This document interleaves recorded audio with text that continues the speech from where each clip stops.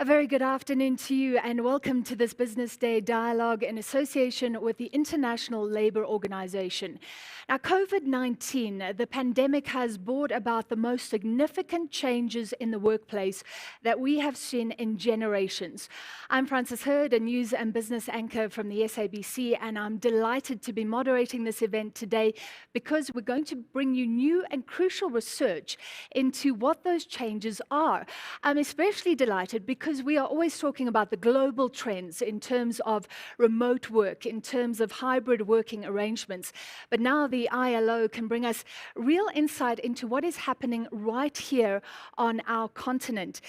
We can feel that the changes are happening. We know that the changes are happening. But this report, called The Next Normal, the Changing Workplace in Africa, will tell us which trends are here to stay and really what legacy COVID-19 is leaving in terms of where we work, how we work, and of course, when we work as well.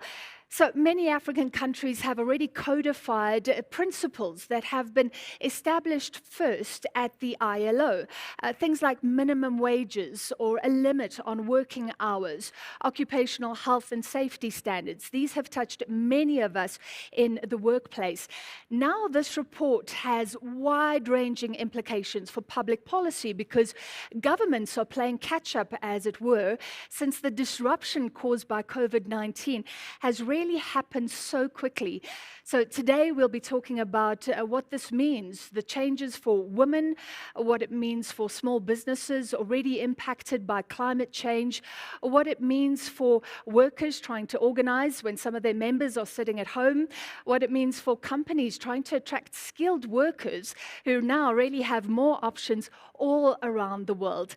So welcome to it, and I'd like to invite you to really participate with us and send questions. If you're streaming with us, there will be a live chat and you can send questions and we'll pick up on those. We'd love this to be an interactive discussion involving you today. And of course, this report is also available on the ILO website and we'll post it on the live chat at the end of this event. So we have a great lineup for you today. Before I engage the full panel, I'd like to introduce Deborah Frans-Massin, who is the Director at the Bureau for Employers' Activities at the ILO. So as Director, she's responsible for a team that provides a link really between the ILO and the employer constituency. And this is a dynamic organization with this tripartite structure, these constituencies from the workplace, employers, and of course, labor and government as well. The Bureau also works directly with employers on their organizational strategies, and Deborah joins us from Geneva. Deborah, welcome to you. This report presents a few trends. Just pick out a few that are really important for you, and let's kick off with that overview. Just to home onto two of those, if I can. Remote work has grown dramatically, as you said, but obviously unevenly depending on the sector of work and the location. But I think what is interesting is that businesses are telling us that going forward, most future workplaces in Africa, and we're generalizing, and it might be interesting to have a look at some of the reasons why, will be in-person or hybrid, not fully remote.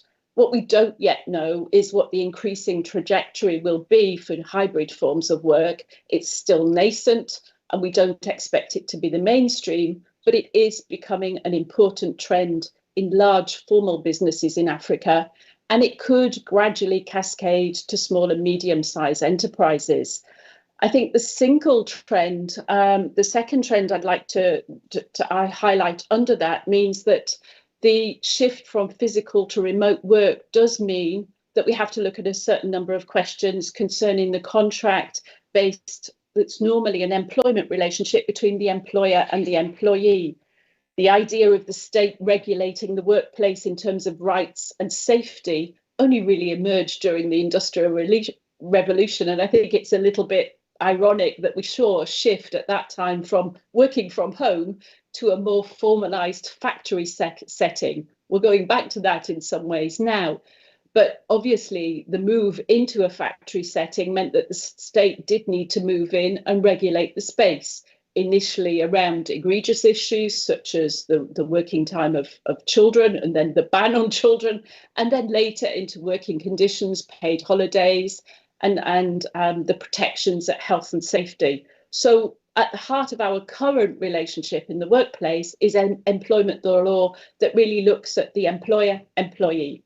Now, as we move beyond a simple, I would say, a sort of agreed time basis of how we work, remote working has changed the calculus, given ownership of time back to workers, and we need to look at what that means. I think the second one, and it goes above and beyond the employment law, but has massive ranging implications for public policy, is the implications of what does this mean for the environment. Apparently, transport makes up more than 23% of global carbon emissions. Driving and aviation are key contributors to emissions from transport. So remote working and business travel can certainly bring down these figures and can contribute to public health.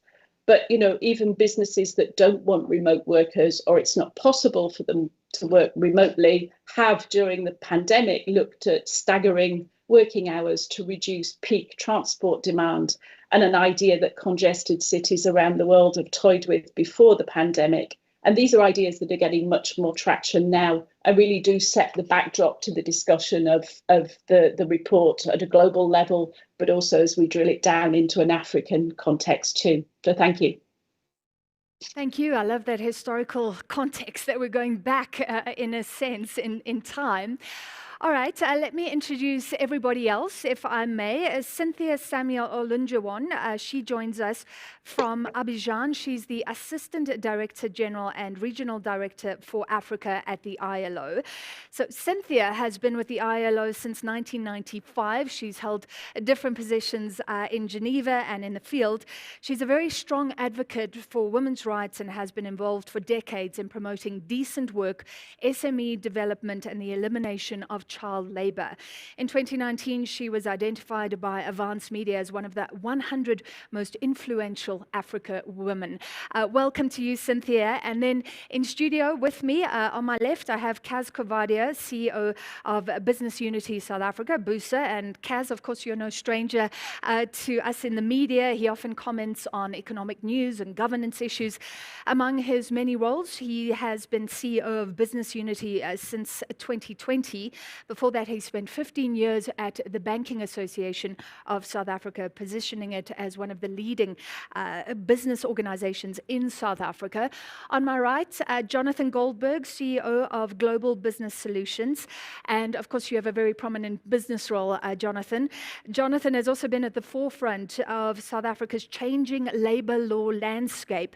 He's led negotiations at a plant level, at an industry level, and very involved in NEDLAC. His most recent appointment is to the National Minimum Wage Commission.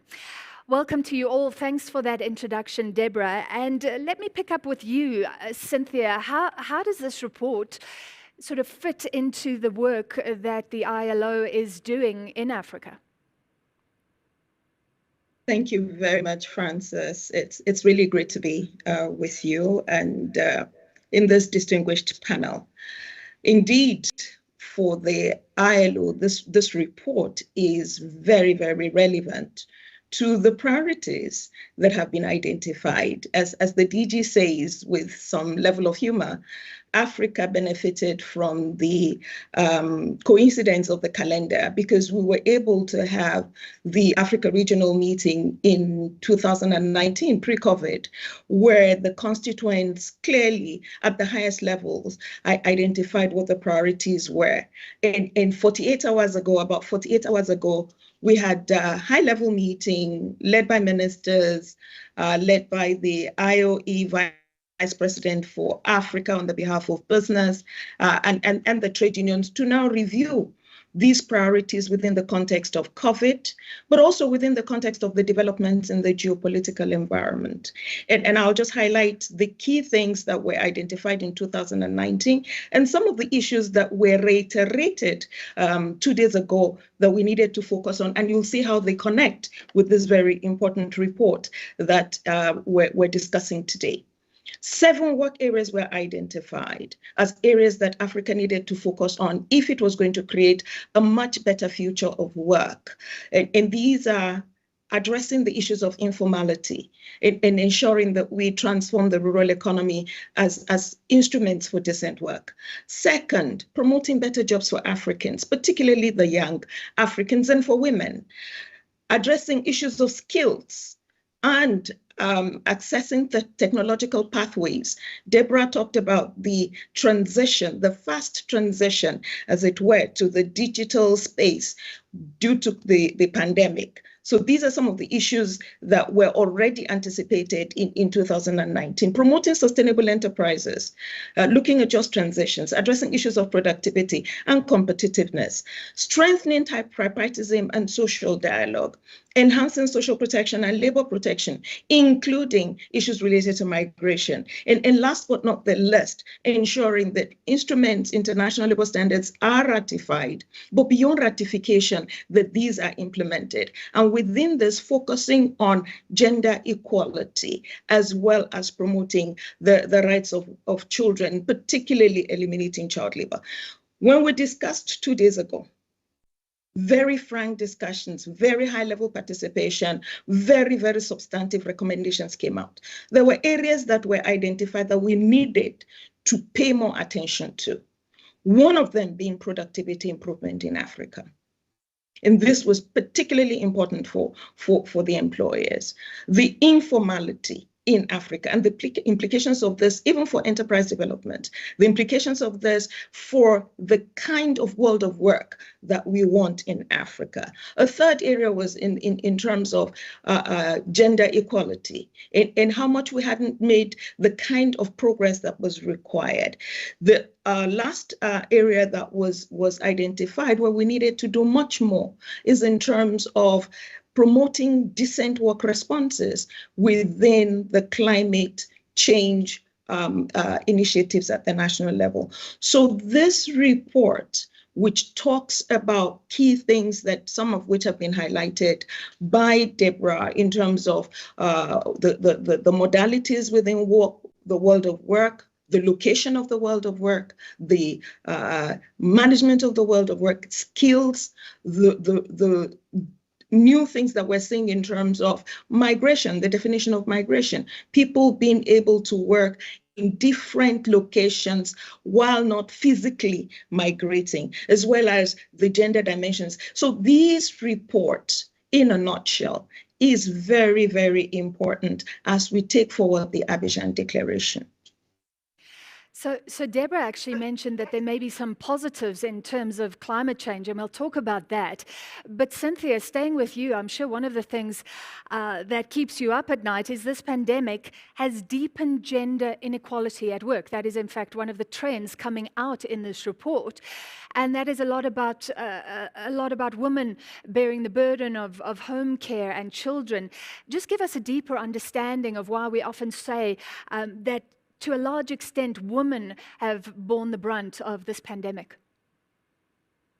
Thank you very much. Pre-pandemic, we already had significant deficits, both in terms of access of women to the world of work and the treatment while at work. So the pandemic did not start it, but the pandemic has exacerbated it. And it has exacerbated it because, one, when you look at the unpaid care responsibilities of women, particularly in Africa, when we look at the gender norms, when we look at the societal values and the cultural definitions of gender roles, you find that research and evidence has shown that this has put an extraordinary burden on women. They are responsible for the care of those who are sick, for the elderly, for the children. And you may recall, Frances, that some of the schools were short, so the burden of care for children fell on these female workers. So that's one dimension. Another dimension is that you find that women tend to be in the more represented or overrepresented in positions that are temporary, positions that are part-time, making them vulnerable to losing their jobs. They're also more representative, more represented in those sectors that are hardest hit. We're talking about the sectors like retail that were hit hard by the lockdown measures, by the restriction measures. They're in hospitality, they're in the leisure areas of work. And so that has had an extraordinary impact on women vis-a-vis men. Women are also highly represented in those frontline and high-risk sectors like nursing.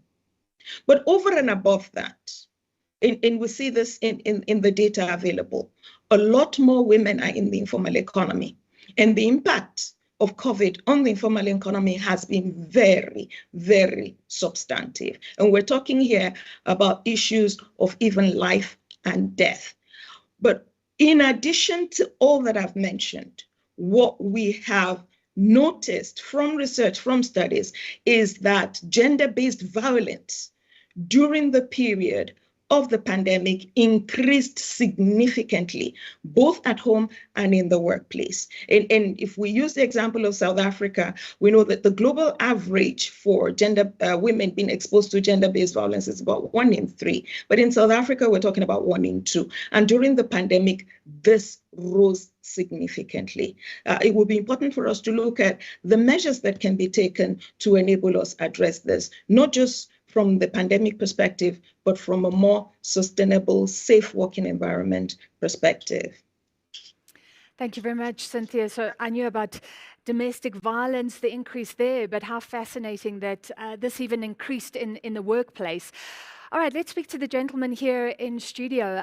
Kaz, any surprises in this report? What Cynthia is picking up is inequality as well, something that I know you're concerned about, particularly here in South Africa.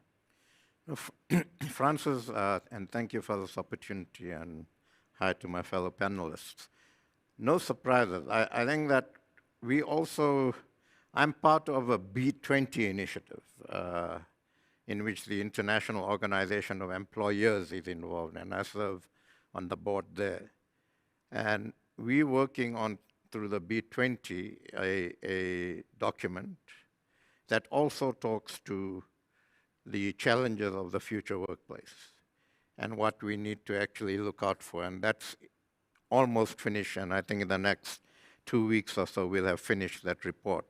And what's, I think, quite gratifying in many ways is that a lot of the issues in the ILO report are also issues we're looking at from an B20 and IOE perspective. So I think the issues for the 3 constituencies, if you like, labor, government, and others that are involved through communities and so on, are very similar. And I think it gives us the opportunity to actually work closely together to see how we manage these things. So, issues related to inequality when it comes to access to internet, access to broadband, and so on are there. Issues related to gender issues are there. Issues related to youth issues are there. Also that this has happened and is happening within the context of major changes to the world of work that will also be coming as a result of how we manage climate change. So in South Africa, we're doing a lot of work on a just transition in the climate change area so that we reskill people who have been working in the fossil fuel industry, for instance. So I think that it's not just COVID that is informing discussions and debates on the future of work. It's a whole range of other issues, including climate change, and we need to incorporate all of those. We also, one of the things that's coming out in the B20 report is that we also need to work very closely with academic institutions and others to ensure that their curricula actually talk to the new types of skills that a new economy will need. So we need to build appropriate new skills. We need to retrain people, some of the people who have the old skills, and we need to, I think, certainly as business and labor, begin looking at this together so that we ensure equitable, and just workplaces. We ensure that people are not left behind. And together, to a certain extent, we engage with government. As you said earlier, to a certain extent, the policy environment has to play catch up. And we engage with government to look at what are the appropriate policies, one, to promote some of the positives out of the change in the future of work, and what are the sorts of policies that minimize the negatives to this. Hold that thought, because at the end I'm going to really ask you all where to from now in terms of policy changes, things that do have to keep up, as it were, with the disruption. Jonathan, any surprises for you? You picked up on skills, and it's often said new skills are emerging, new things are becoming important. Good afternoon, Francis, and thanks for having me with this panel. Thank you. I think for me, if I look at the report, the research, there are three things. The one is the improvement in social dialogue, and I'll link that back to the issue around changes to legislation that needed in the new future, or the new current, we're in the future of work already. Yeah. The exacerbation, as Deborah said, has just happened through COVID. I think that's one, and the report is unbelievable, showing the huge increase in that at workplaces, and that must link into productivity as well. Can we tease that out? Because it was so fascinating. The report found social dialogue increased, and a lot of companies were saying that their relations with workers didn't deteriorate, they actually improved, surprisingly. And correct, that must correlate to the increase in productivity at many of those workplaces too. So good social dialogue, increase in productivity, and the previous speakers have mentioned that unless we can get the productivity increase right, we're going to lose the race as well and continue to lose the race to other investments around the world. So that was the first point, and I think we need to come back to that. And in South Africa, I'd love to just give you some examples of what happened at social dialogue at a net level. It's just unbelievable what was done in a short space of time in very complex situations with an evolving virus, and a virus we didn't know where it's going to.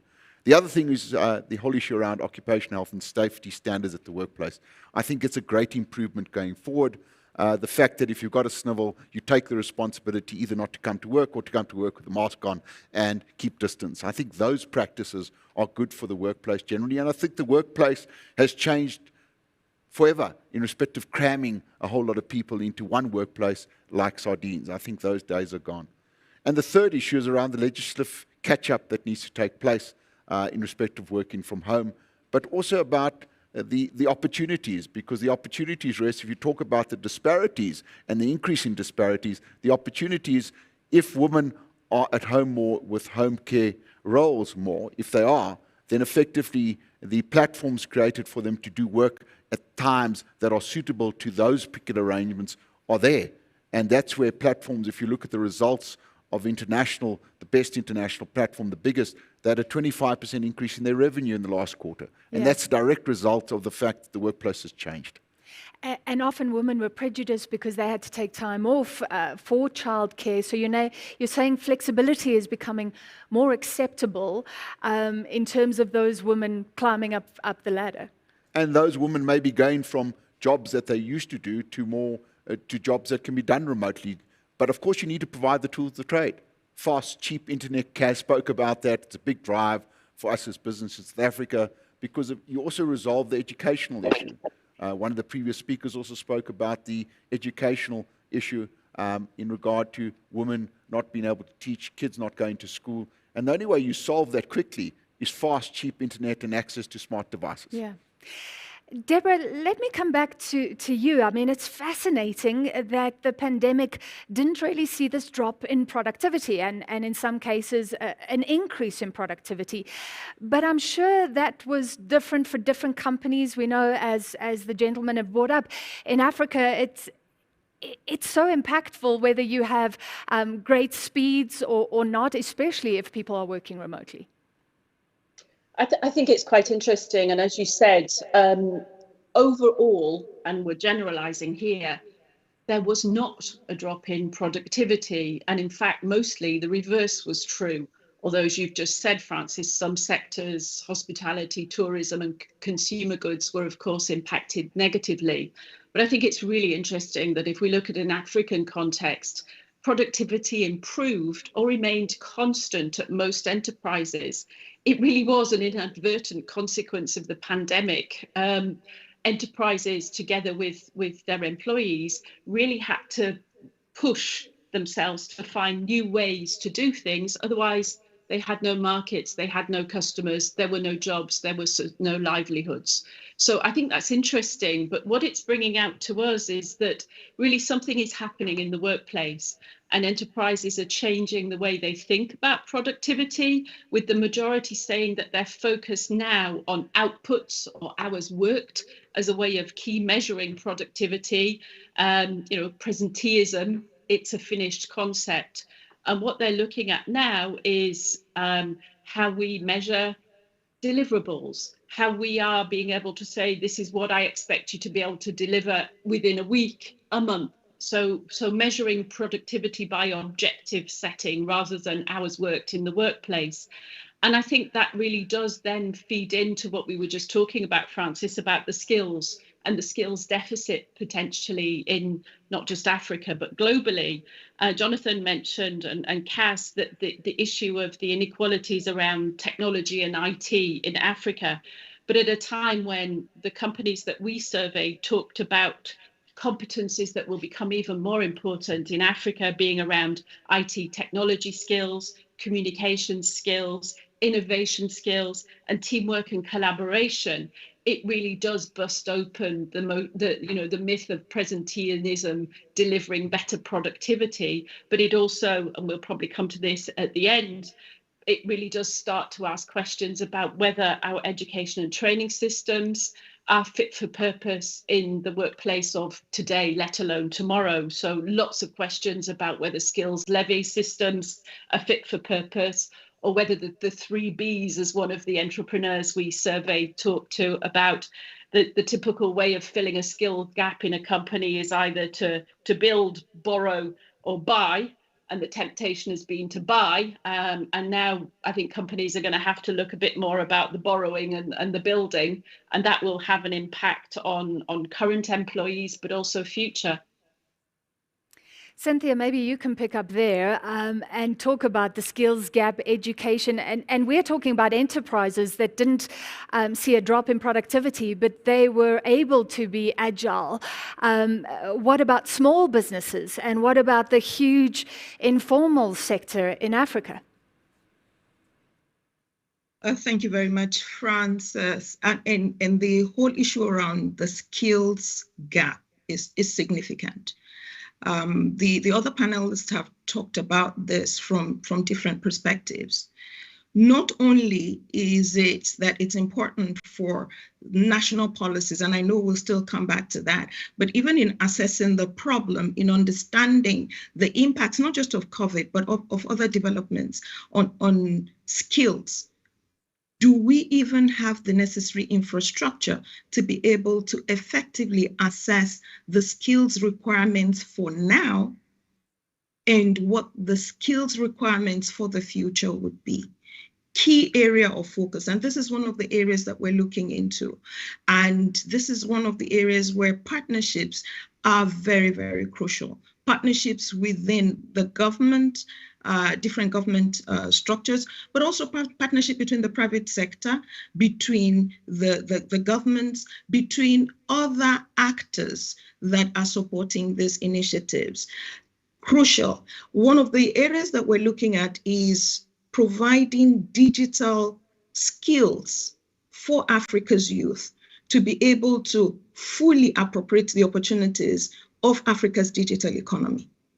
But also beyond appropriating the opportunities, being able to be key drivers of Africa's digital economy and contributing to the global initiatives in this area.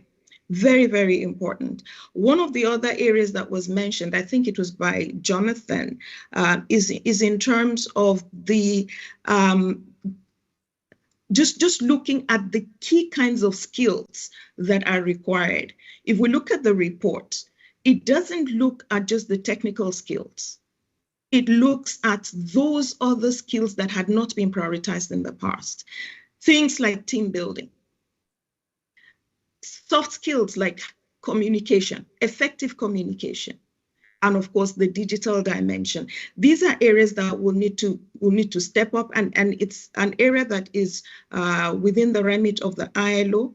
There was a very, very important discussion and outcome of that discussion recently in terms of skills and how to ensure that member states, especially those in Africa, are supported to be able to address this issue, not just in terms of the short terms, but in the longer term. Now, when we link this to women, I talked earlier about access to and treatment. A lot of women, and we still have that challenge in terms of access to STEM. I know that significant work is being done to promote this, and we're working with partners in this regard. But this is also one of those deficits that increases the vulnerability of women to shocks, including shocks like the COVID pandemic. So these are key areas that need to be looked at as we take the conclusions and the findings of the report forward. Thank you, Cynthia. Maybe I can bring you in, Kaz. What is the role of business in dealing with the skills gap and the digital gap that we're talking about?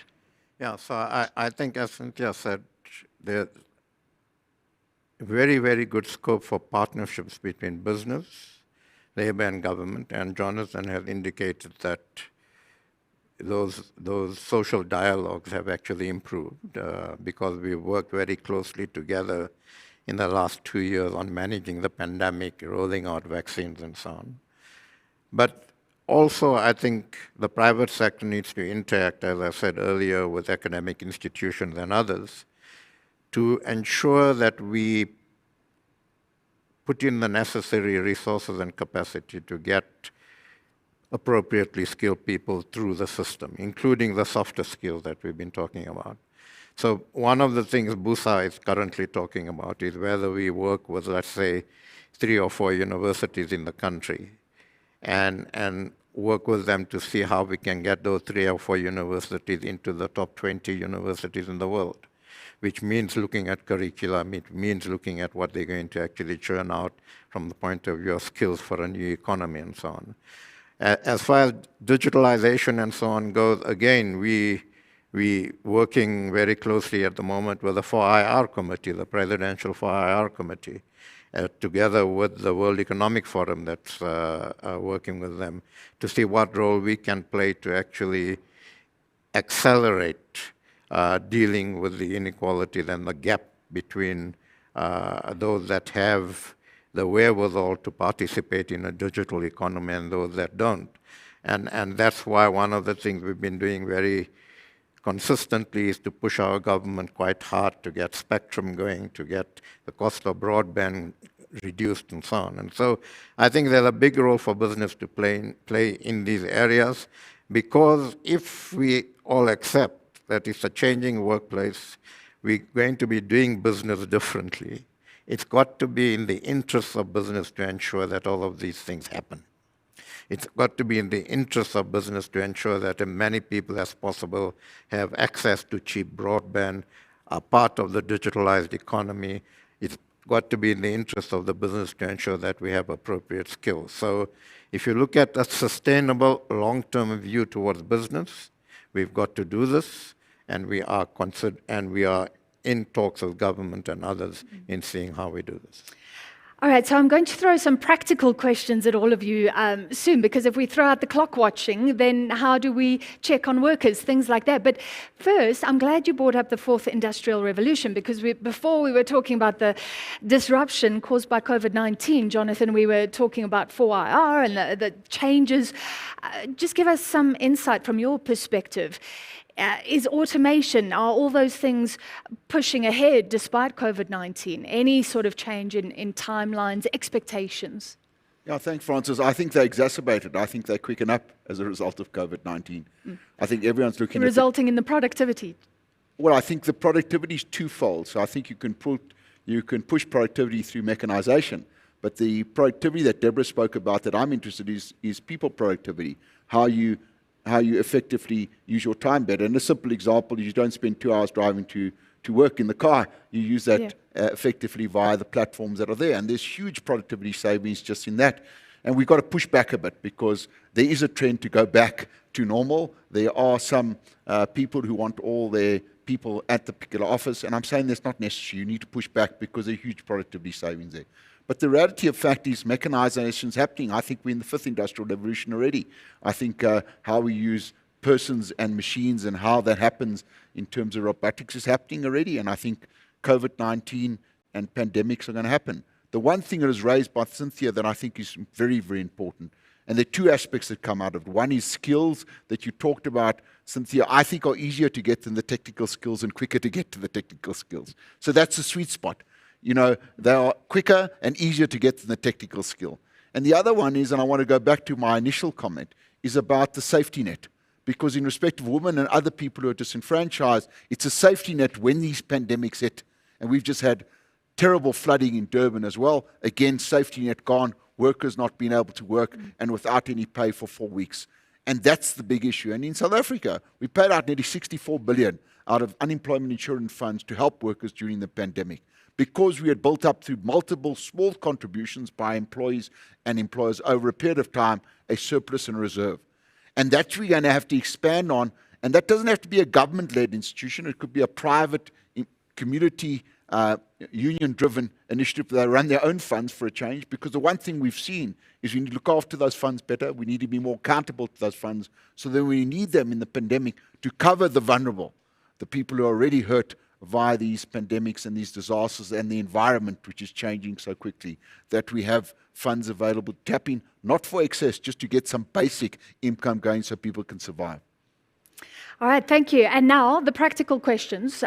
You've all touched on some of them. Let me start with you, Deborah. I mean, how do you assess remote workers if we're not going to clock watch? How do you assess productivity? How do you look at performance in the future? That's a really interesting question, and one that I'm battling with daily, managing a hybrid remote team globally at the moment too. So I think none of us are immune from this discussion. But seriously, I think as we move ahead, and many of the HR managers that we surveyed said to us, it really has to be based on an atmosphere of trust between the employer and the employee, with a sensible fixing of objectives that lead to deliverables, and then the employee has more flexibility in terms of how those deliverables are provided within the time set for them to be delivered. So I think it really is moving away from, you know, the jacket on the back of the chair that I saw in the beginning of my career, where you stayed late at night to show that you were committed to your position and wanting to climb the corporate ladder, to really a breaking down of just what needs to be delivered, by when, how, have we got the resources to be able to do it, have we got the technology to be able to do it, and then moving towards more of a relationship of trust than command and control in the workplace, which is very easy to say, I know and appreciate. It's more difficult to do. And it really means also a change in the mindset in managers and how they actually interact with their employees at the workplace, and begin to build up different relationships with them and the accountabilities that go with that. Kaz, any thoughts from you? You raised that it's easier to get sort of the remote skills rather than the technical on-site workers. I think that's an interpretation of what you were saying. What about hiring in the future? Changes to how people work, how people are hired, how people are assessed? Yeah, so I think Deborah's sort of touched on it. Firstly, when it comes to hiring, obviously, if we push for a more sort of way of working and a future of work environment that's more hybrid rather than going back to the old ways of working, which I don't think we're going to. And that's going to be pushed and determined by customers, actually. So, I mean, I speak to my daughter now. She says, Dad, I'm not going to go into a shopping center again ever. I'm going to order everything online because that's what I've become used to. And that's what's going to drive the new way of working. That's what's going to drive the way markets work and the way economies work. And I think as the private sector We need to be quite clear that we enable that and we facilitate that. So I think that the sorts of skills we will need, the sorts of people we will hire, are people who can deal with these sorts of challenges, are people who understand, and I think Deborah is absolutely correct. We need to, certainly in South Africa, the platform of social dialogue we've built over the last 2 years, we need to use this to increase trust between employers and employees at the workplace level, not at NEDLAC and so on, at the workplace level. We need to understand that it's not a question of how much time you spend doing something, it's a question of what you're going to deliver, and you deliver that managing your own time. And it's those sorts of fundamental paradigm shifts that's going to be needed both in management and in the workforce. And I think that we need to start talking about that. We need to see how we manage that, what sort of policy environment you need, particularly in the labor regulations environment. And those are the sorts of discussions we should be having now, not discussions on whether we're going to have new forms of workplaces, whether we're going to have a hybrid workplace or not. That's going to happen. And the discussions we need to have is how best do we manage those so as to ensure that we have an equitable situation. I'd like to read out a comment from one of our viewers, Lindiwe, and Jonathan, you can pick up on this. Managers learning about boundaries and respecting people's time increased.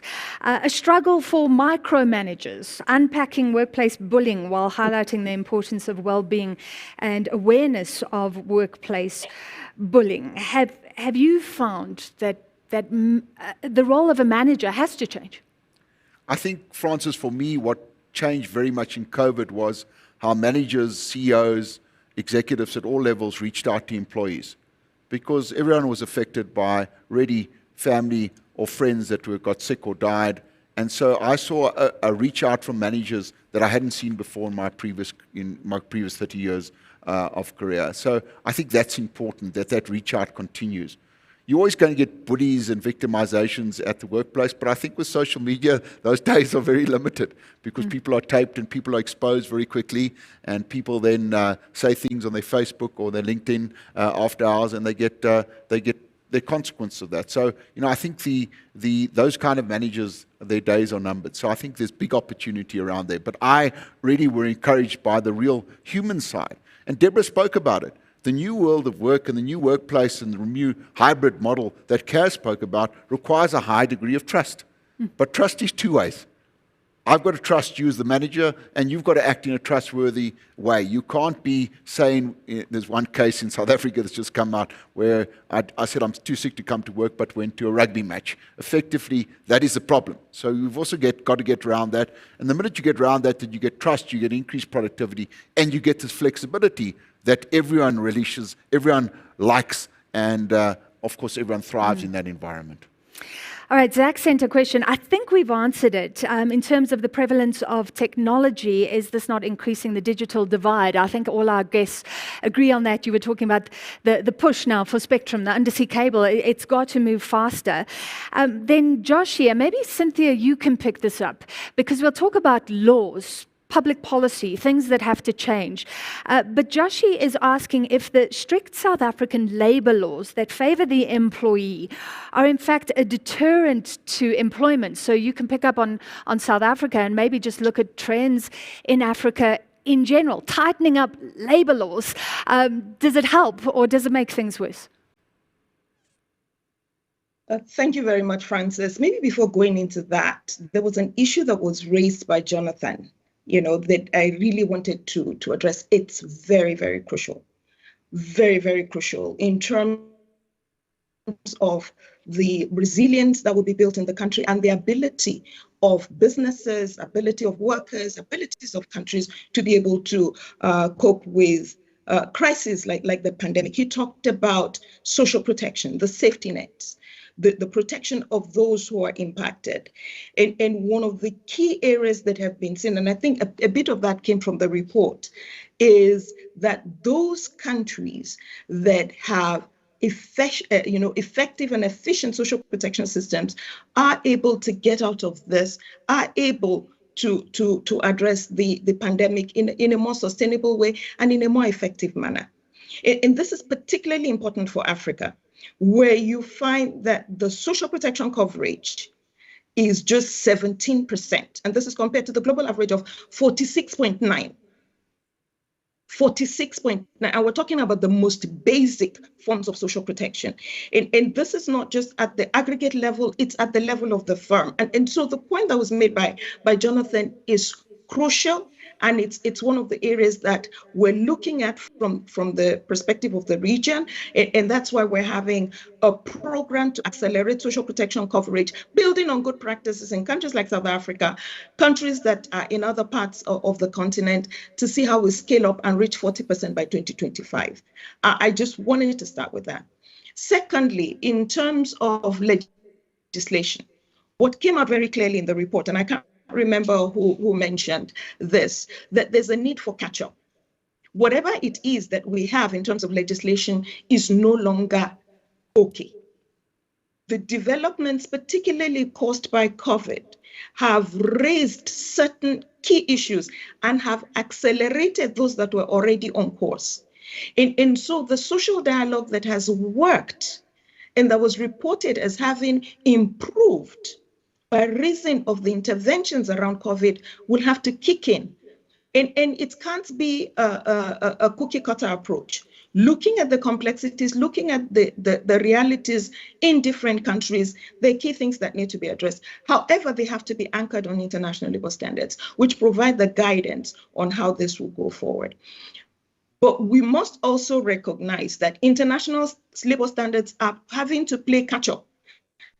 There's certain areas that we will have to look at in terms of managing the new world of work, in terms of managing, as Deborah mentioned, the fact that, and the report clearly comes out with this, where the location of work is at the home, where the management of the time of the worker is no longer subject to the convention of working time that you mentioned at the beginning of this conversation. So there are a lot of issues that will need to be looked at, both at the global level and also at the national level, recognizing that things have changed, they've changed fast, they've changed drastically.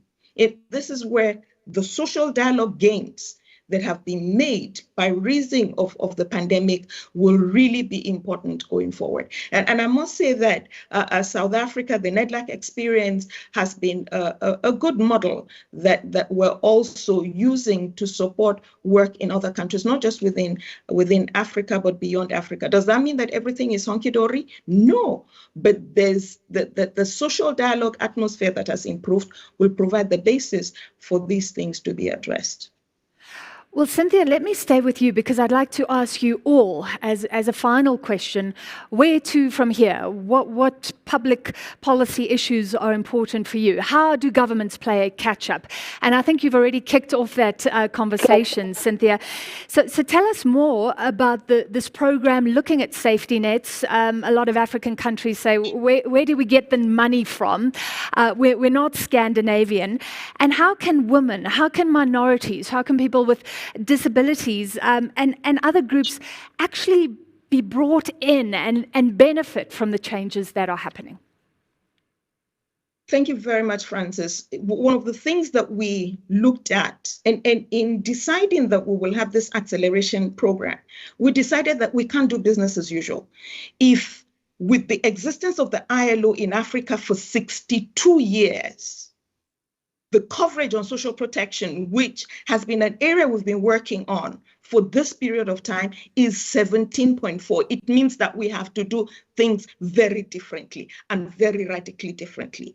And that's what you have in the strategy. The first one, and I'm happy you put your finger on it, the issue of finance.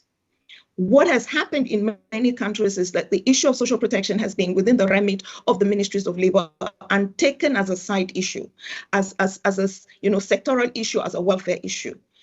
This is not the case. And I'm happy, particularly that Jonathan brought it up, that the issue of social protection is a business issue.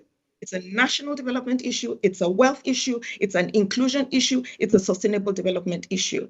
And so this strategy calls for an all-of-government approach with ministers of finance playing a lead role. And we have good practices in Africa that we're using to showcase that this can be done and it must be done, and to show the results that happen at all levels, including business. So that's the first one. The second one, in terms of the excluded groups, social protection has to specifically and deliberately target those in the informal economy.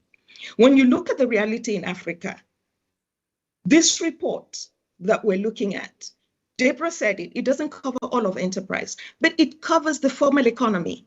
And the formal economy is just 13%, 13%, max 17% of where jobs are created in Africa. So we're talking about a very, very small proportion of work in Africa. And so the social protection strategy that we're working on targets the informal economy, looks at women specifically, looks at persons with disability, and also targets migrant workers. These are the people who have been found to be really excluded. So that's another dimension that is different. Funding is up and center.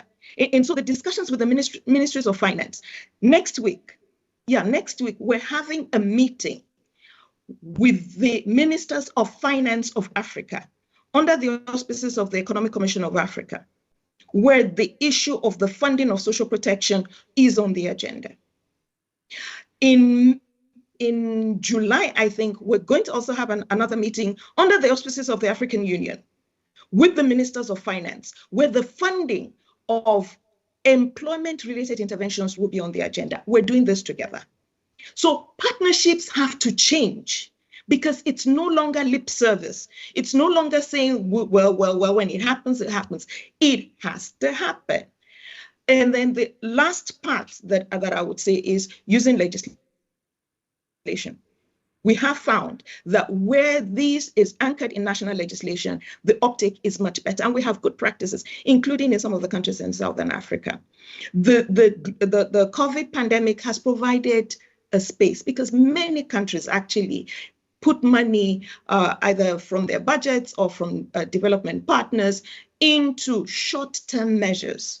So what we're doing is to see, how do we use those short-term measures, like we're doing in Mozambique, to now open the space to develop systems and strategies that are more sustainable. There's so much more that I could say, but let me stop here.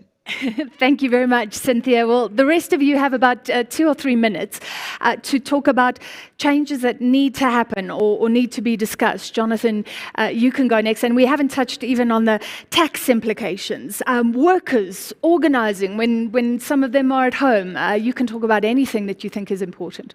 Well, I think let's go back to one of your questions that came up from one of the listeners, one of the viewers, in respect of the perception that South African labour laws are too restrictive, and that creates impediment to people employing people or creating jobs. So again, let's go back to the report, and the social dialogue has increased, and we've got this great platform. And you're quite correct, Cynthia, NEDLAC has been very good during this period. We've worked on very complicated legislation, very complicated issues, and of course, to my mind, this payment out of EIF from surplus funds has been incredible and is a good lesson to be learned for the rest of Africa and the rest of the world. But we have opportunity now, because we're reviewing labour laws again at NEDLAC, to relook at that. And perception sometimes drives reality. So I'm not saying whether it is or isn't like that, but perception drives reality, and we need to change it. For instance, in the take-on of workers, effectively, there might be some relaxation of labour laws. For higher paid earners, there might be some relaxation and not so much protection. If you earn in South African rands 2 million rand a year, why do you need the adequate protection that vulnerable people should be getting those resources from the state institutions that protect workers? So I think there's a complete rethink, but it's definitely not business as usual. With government, labour, business and community, we need to say, unless we make these changes, unless we think differently, unless we look at the opportunity, we'll continue to play second fiddle to some of our African counterparts of South Africa, and definitely to the rest of the world. Cass? Yeah, so I think Cynthia said it. This needs an all-of-society approach, not even an all-of-government approach. And I think that at the end of the day, to make some of the positives of a new way of working, future of work being different,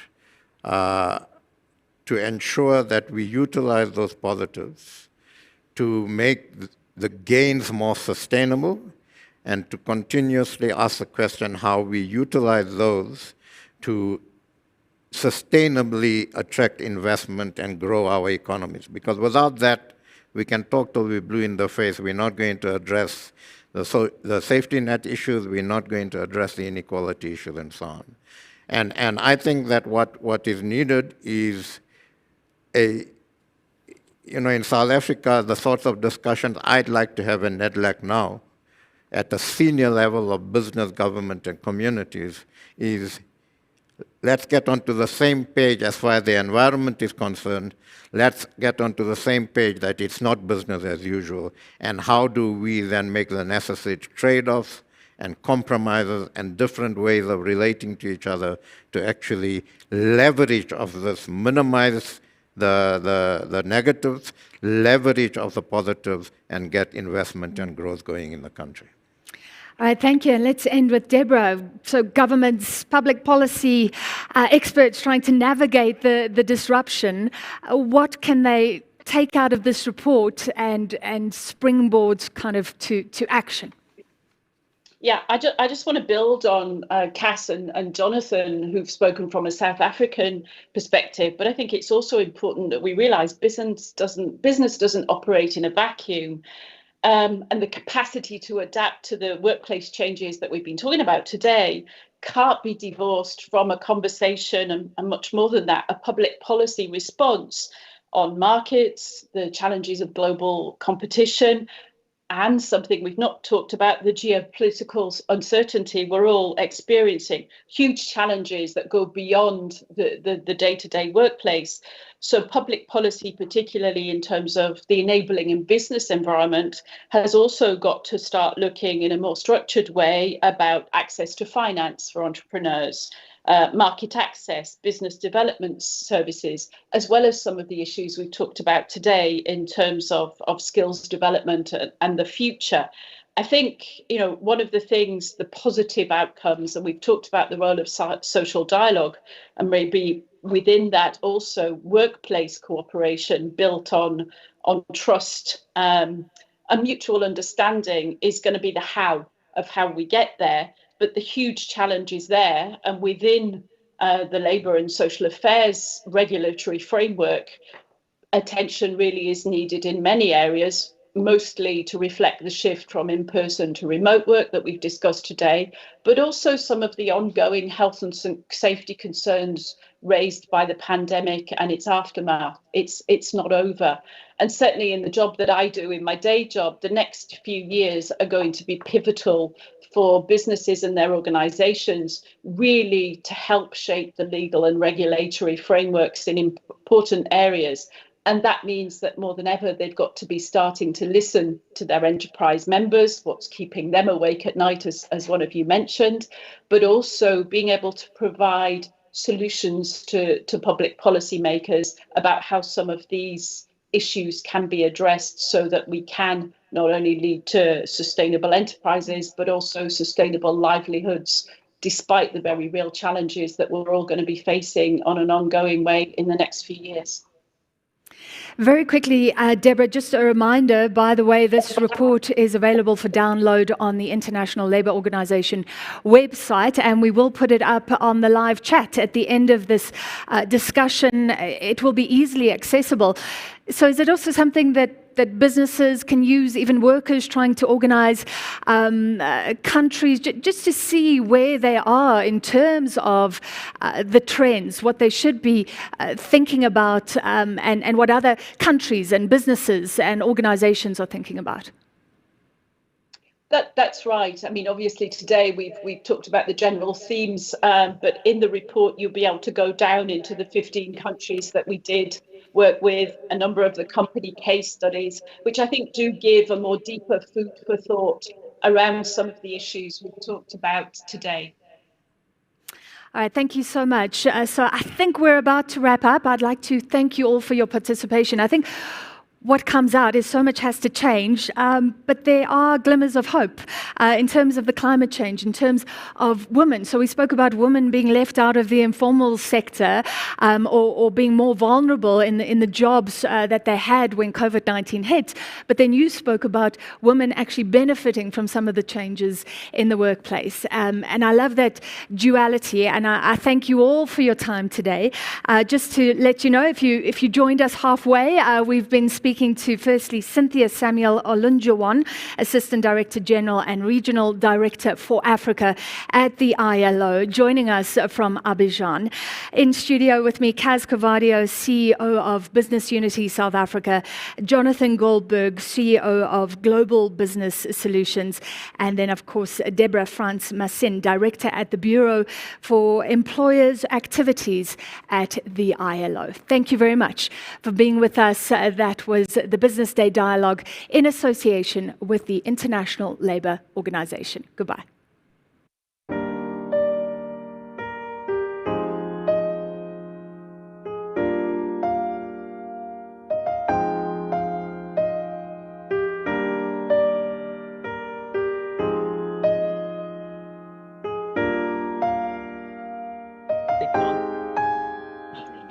You put me on now. Thank you, everybody.